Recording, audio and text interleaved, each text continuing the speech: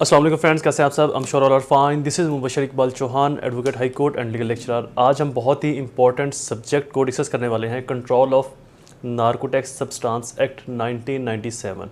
कत्ल के बाद 9C वाहिद एक ऐसा सेक्शन है जिसको सुनने के बाद या जिसके ऊपर ये लग जाए उहदे 14 तबक रोशन हो जाते हैं। तो आज हम डिस्कस करेंगे 9C और 9C के साथ इसकी रेलिवेंट सेक्शन 6, 7, 8 और साथ में मैं इसके अंदर आपको बेल के तरीक़ेकार भी बताऊंगा कि इनके अंदर जो बेलेबल हैं कौन से नॉन बेलेबल हैं और जो नॉन बेलेबल हैं उनके अंदर बेल कैसे लेनी है, और जो प्रोहिबिटरी क्लास के अंदर फॉल करता है सेक्शन 9C उसके अंदर आप बेल कैसे ले सकते हो। क्योंकि बेसिकली हम जो लॉयर्स होते हैं हमारा काम कानून के लफ्ज़ों के साथ हेर फेर होता है। कानून मौजूद है, हमने उस कानून के अंदर जो नरमी मैक्सिमम दी गई है उस नरमी का फ़ायदा उठाना है। जितना बेहतर और जितना ज़्यादा आप उस नरमी का फ़ायदा उठा सकते हो उतना ही ज़्यादा आप अपने क्लाइंट को रिलीफ भी ग्रांट करवा सकते हो।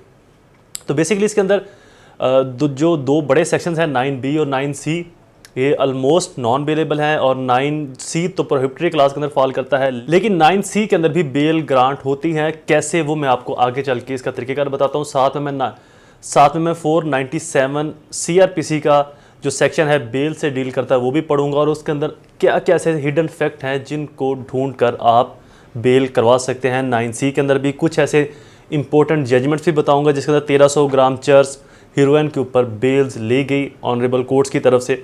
शुरू करते हैं हमारा लेक्चर स्टार्ट करने से पहले एज़ यूजुअल अगर आप मेरे YouTube channel law and communication skills के ऊपर नए हैं तो रेड बटन को क्लिक करके चैनल को सब्सक्राइब करना, साथ में ही बेल आइकन को प्रेस करके ऑल नोटिफिकेशन कर दीजिए ताकि ऐसे ही फर्दर तमाम इन्फॉर्मेटिव वीडियोस आपकी एक्सेस में रहें और उनके नोटिफिकेशन आपको बर वक्त और टाइमली मिलते रहें। मेरी छोटी सी फीस है उसको ज़रूर फुलफिल कर दिया करें। मेरी फीस आपने 3 स्टेप के अंदर पे करनी है। फर्स्ट, कम से कम 10 रुपये डोनेट कर दे। सेकंड, 2 लोगों की हेल्प। थर्ड, मेरे और अपने पेरेंट्स के लिए दुआ। अल्लाह ताला उनको सेहत तंदुरुस्ती अता फरमाए। शुरू करते हैं हमारा lecture narcotics, control of narcotics substance act 1997 जिसको CNSA के नाम से भी जाना जाता है और एंटी नारकोटिक एक्ट के नाम से भी इसको जाना जाता है। सबसे पहले पढ़ते हैं जी सेक्शन 6, जिनकी आगे बाद में पनिशमेंट पढ़ेंगे। Prohibition of possession of narcotics drugs etcetera. No one shall produce, कोई भी शख्स मुहैया नहीं करेगा। मैन्युफैक्चर, बनाने का अमल, बनाएगा नहीं। एक्सट्रैक्ट, किसी चीज़ का खुलासा यानी कि उसका निचोड़, उसके आखिरी मराहल में से उसको गुजारना। प्रिपेयर, पोजेस, तैयार करना, अपने कब्जे में रखना। ऑफर ऑफ सेल, सेल की ऑफ़र करना। सेल, सेल कर देना। परचेज, ख़रीदना। डिस्ट्रीब्यूट, तकसीम करना। Deliver on any term whatsoever, किसी भी सूरत में उसको डिलीवर करना। ट्रांसपोर्ट, डिस्पैच, ट्रांसपोर्ट करना, डिस्पैच करना, अरसाल कर देना।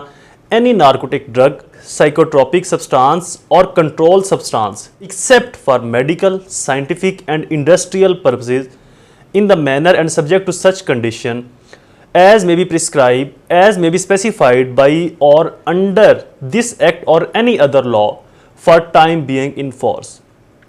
किसी भी चीज़ को मुहैया करना, बनाना, सेल करना, सेल की ऑफ़र करना, ट्रांसपोर्ट करना, डिस्पैच करना, अरसाल करना, अपने कब्जे में रखना। एक चीज़ यहाँ पर याद रखिएगा, ये तीनों जो सेक्शंस हैं ये यूज़ करने पर डील नहीं करते। आप खुद से यूज़ करेंगे तब ये सेक्शन आपके ऊपर अट्रैक्ट नहीं होते। ये सिर्फ और सिर्फ तभी अट्रैक्ट होंगे जब कोई शख्स किसी चीज़ को, किसी ऐसी साइकोट्रोपिक क्या होता है? बेसिकली ये मेडिकल का एक वर्ड है। साइकोट्रोपिक एक मखसूस किस्म की दवा है जिससे हमारे जो दिमागी खुलियात हैं उनके ऊपर नशा तारी होना शुरू हो जाता है। तो हमारे इंसानी दिमागी खुलियात के ऊपर नशा तारी होने का जो अमल है डेट इज़ कॉल्ड साइकोट्रोपिक। ये साइकोट्रोपिक कहलाता है।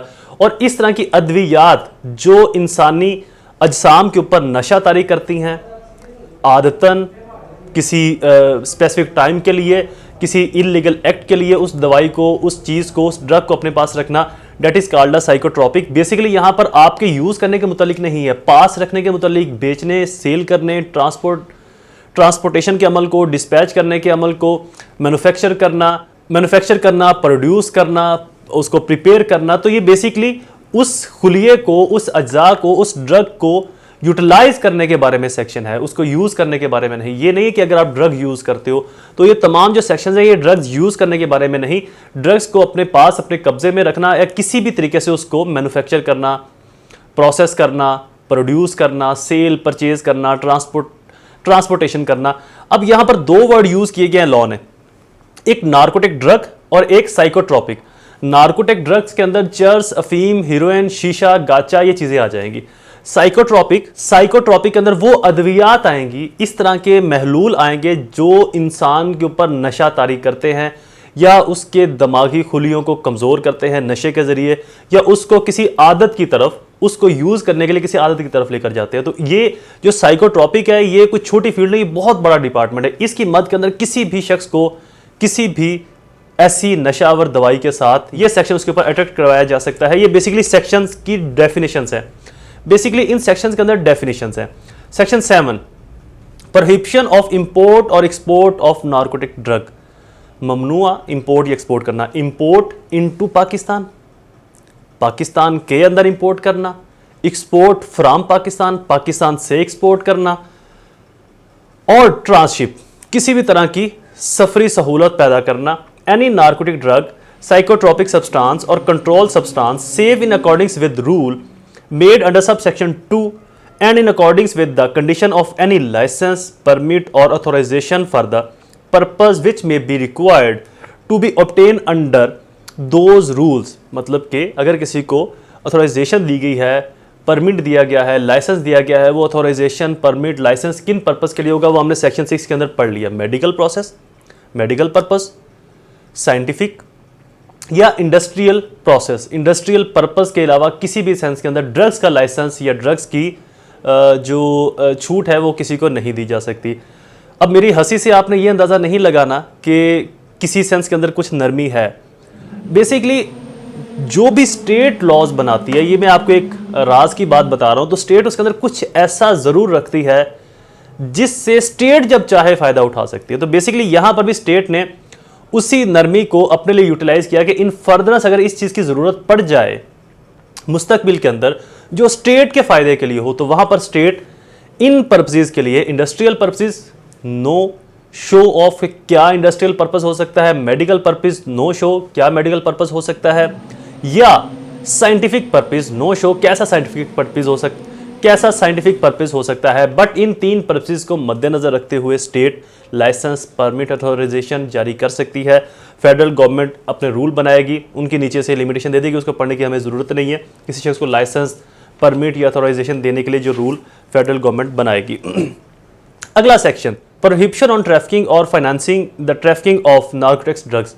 ममनुआ है ट्रैफिकिंग करना, फाइनेंस करना, माली सहूलियत देना, ऑर्गेनाइज, मैनेज, ट्रैफिक इन और finance the trafficking of narcotics drug, psychotropic substance और कंट्रोल सब्सटेंस, और एनी यूज वायलेंस और arm for committing to attempt for committing, कोई जुर्म करने के लिए वायलेंस यूज करना, जोर जबरदस्ती यूज करना, आर्म वेपन यूज करना, हथियार यूज करना, और अटेम्प्ट टू कमिटिंग, कमिट करने के लिए, या तो कमिट करने के लिए या कमिट करने की कोशिश करने के लिए, ये सब कुछ यूज करना। Offence punishable under this act, इस एक्ट के तहत जो ऑफेंस पनिशेबल हैं उनमें मावनत देने के लिए जोर ज़बरदस्ती करना, हथियार का इस्तेमाल करना, जो इस एक्ट के तहत पनिशेबल हैं, तो उनकी आगे सज़ा सेक्शन 9 के अंदर दी गई है। अब बेसिकली जब भी FIR होगी तो सेक्शन 9 वहाँ पर अट्रैक्ट होता है। सेक्शन 9 की 3 काइंड्स हैं, A, B, C। A सबसे छोटी काइंड, B उससे बड़ी और C उससे बड़ी। सबसे जो हीनियस काइंड है वो है C। इसके अंदर मैं कुछ ऐसे आपको टैक्टिक्स बताऊंगा कि आप 9C के अंदर भी कुछ जजमेंट्स आपको भी बताऊंगा कि उनके तहत, और 497 CRPC के अंदर प्रोहिबिटरी क्लॉजेस के तहत भी आप कैसे बच सकते हो, जिससे आप बेल ग्रांट्स करवा सकते हो 9C के अंदर भी, वो भी कुछ तरीक़ेकार आपको आज बताने वाला हूँ। सेक्शन 9 के अंदर पनिशमेंट्स हैं, सेक्शन 6 की, 7 और 8 की।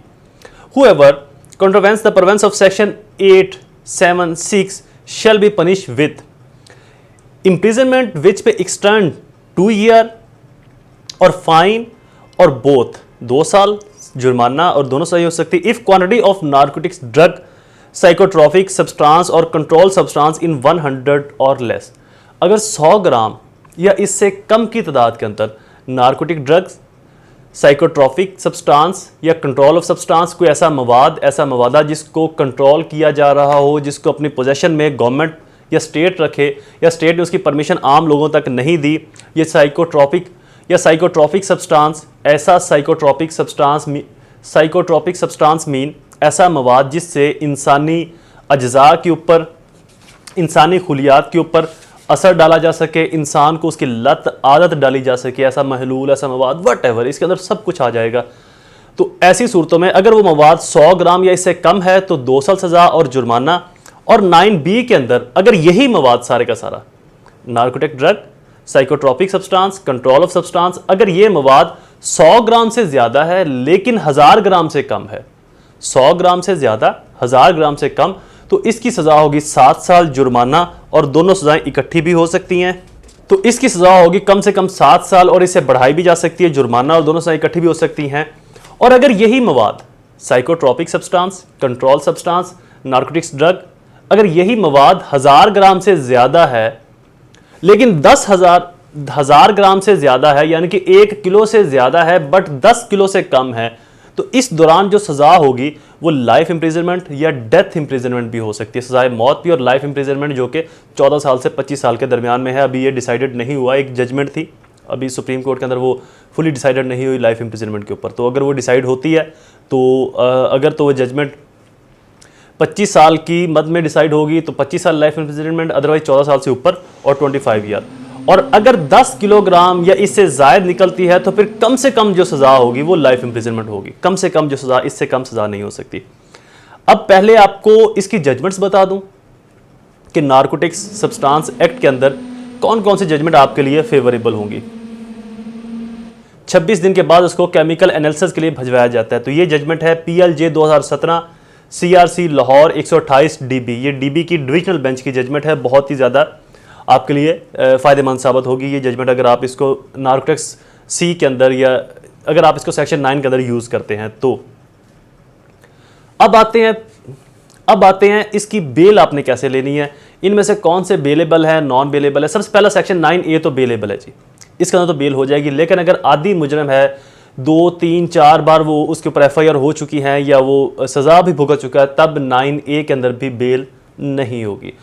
9B थोड़ा सा मुशक्क़त वाला है और 9C तो है ही फाया, वो तो फंदा है आपके गले के अंदर। तो सबसे मुश्किल 9C है। 9B भी ऑलमोस्ट बेलेबल है। कैसे बेलेबल है उसको पढ़ते हैं 497 के अंदर, CRPC section. CRPC 497, when bail may be taken in case of non bailable offence. Generally जो नार्कोटिक्स है ये नॉन बेलेबल है, मैं आपको बता दूं कि बेलेबल नहीं है। 9A भी नॉन बेलेबल है, लेकिन चूंकि यहाँ पर नरमी दे दी जाती है कि यार हो सकता है पहली बार है, गलती होगी, उससे क्वांटिटी कम है, तो बजाय उसको सज़ा देने के बेल दे देते हैं। बाद में अगर उसके ऊपर जुर्म साबित होगा तो उसको पकड़ लेंगे उससे बेल बाउंड लेकर। तो ये बेसिकली नॉन बेलेबल है, बट इनको बेलेबल कैसे बनाया जाएगा वो 497 हमें बताता है। बेसिकली 497 एक नरमी है, एक छूट है। इसके अंदर से हमने नरमी तलाश करनी है। पहली नरमी तो इसके अंदर हमें ये मिल जाएगी कि जो ऑफेंस पनिशेबल डेथ नहीं है और जिनकी सज़ा 10 साल या इससे ज़ायद नहीं है, अगर वो नॉन बेलेबल भी हैं तो वहां पर बेल ग्रांट कर दी जाएगी।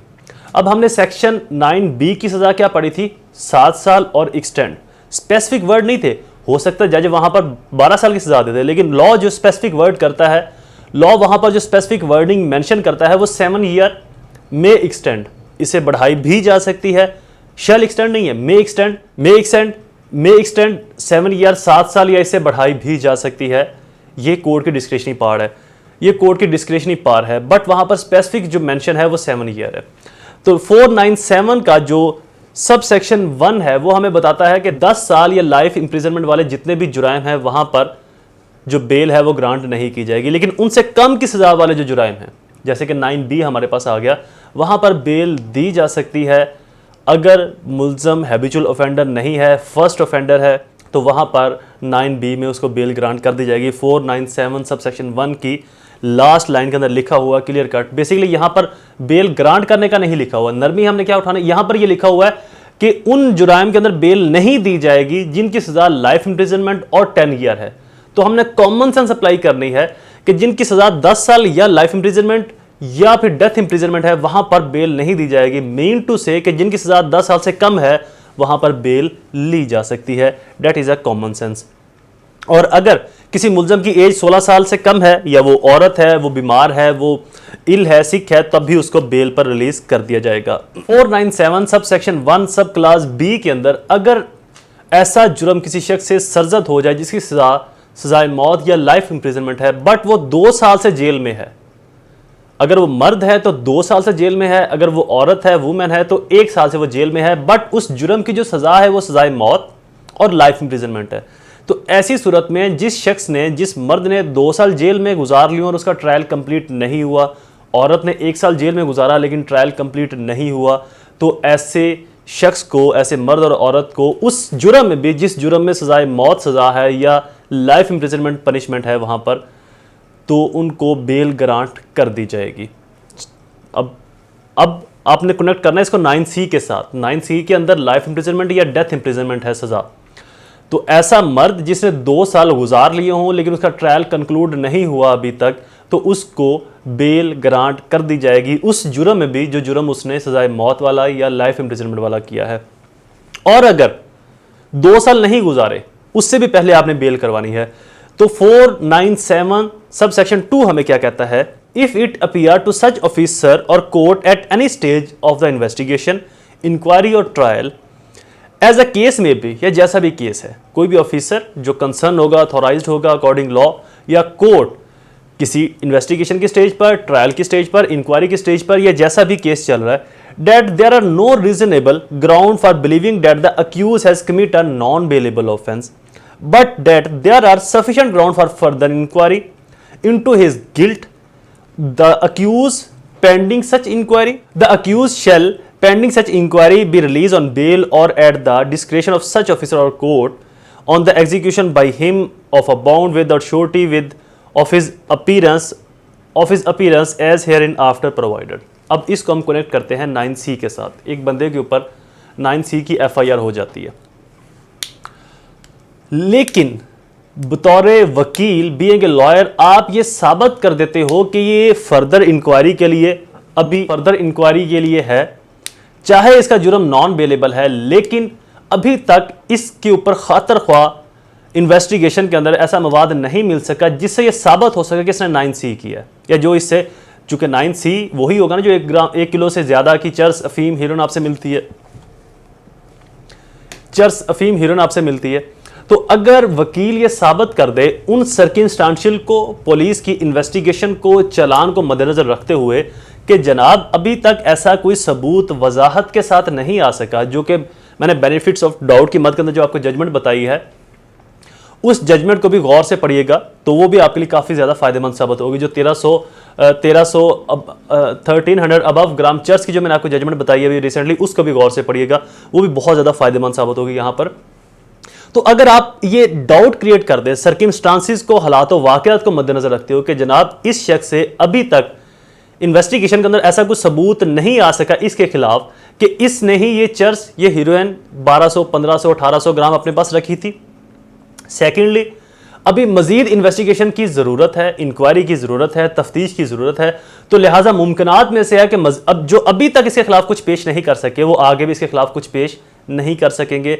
तो लिहाजा बजाय इसके कि ये बेगुनाह साबित हो और इसका जो नुकसान है वो नाकाबिले तलाफ़ी हो, जो ये जेल में रह चुका है, तो इसको बेल पर रिलीज़ कर दिया जाए विद बाउंड। ये कोर्ट के डिस्क्रिशनरी पार्ट्स है कि वो विद बाउंड इसको रिलीज़ करती है मुलज़म को, या विदाउट श्योरिटी मुलज़म को रिलीज़ करती है। बहरहाल अगर वकील ये डाउट क्रिएट कर दे कि इसको बेल पे रिलीज़ कर दिया जाए, चूँकि अभी तक खातर ख्वाह एविडेंस या विटनेस या ऐसी तफ्तीश सामने नहीं आई जिससे ये जाहिर हो सके कि ये मुलज़म इस केस के अंदर मतलूब था, या ये सब कुछ इसी से बरामद हुआ, या ये अपनी विद कंसेंट इसको लेकर जा रहा था, तो ऐसी सूरत में death imprisonment non bailable offence के अंदर भी आप मुलज़म की बेल करवा सकते हैं, जो कि 9C सबसे बड़ा मेन हथियार जो कम्पिटेंट लॉयर है वो यही यूज़ करता है, 497 सब सेक्शन 2 CRPC का। 9B के ऊपर एक और जजमेंट है, PLJ 2012 लाहौर, पेज नंबर 179। ये भी एक जजमेंट है 9B के ऊपर, जो 9C से 9B के अंदर केस कन्वर्ट होता है। तो ये भी जजमेंट आपके लिए फ़ायदेमंद साबित होगी 9C, B और A के केसेस को डील करने के लिए। Lecture is complete. I hope ये लेक्चर आपके लिए फ़ायदेमंद साबित होगा। ऐसे ही इन्फॉर्मेटिव वीडियोस को सुनने के लिए चैनल को सब्सक्राइब कर दे, वीडियो को लाइक और शेयर जरूर कीजिएगा। अपने हल्का अहबाब में दोबारा हाजिर होगा किसी और इन्फॉर्मेटिव लेक्चर के साथ। तब तक मुझे अपनी दुआओं में जरूर याद रखें। अल्लाह ताला आप सबका हामी नासिर हो। वस्सलाम।